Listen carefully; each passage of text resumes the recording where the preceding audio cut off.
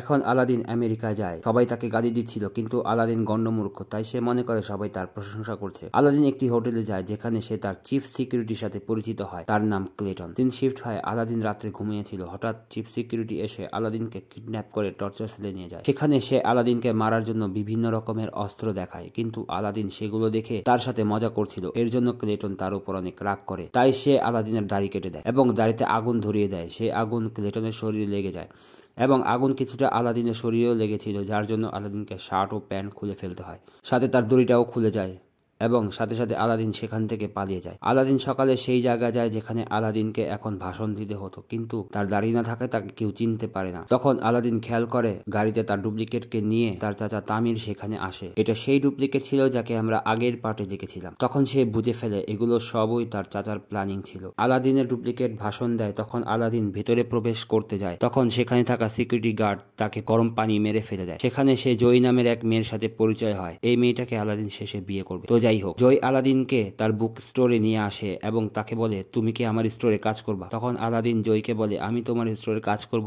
এটা কখনোই সম্ভব না। তাছাড়া তাকে আরো অনেক কথা শুনিয়ে সেখান থেকে চলে আসে। তখন থেকে আলাদিনের অবস্থা করুণ হতে থাকে। সে যেখানেই যায় সেখানে অপমানিত হয়ে ফিরে আসে। একদিন সে একটি আয়নার সামনে দাঁড়িয়ে তার চেহারা দেখছিল, কিন্তু তখনই সে নাদালকে দেখতে পায়। এটা সেই নাদাল যে আলাদিনের সায়েন্টিস্ট ছিল এবং যাকে আলাদিন 2 বছর আগে মেরে ফেলার হুকুম দিয়েছিল।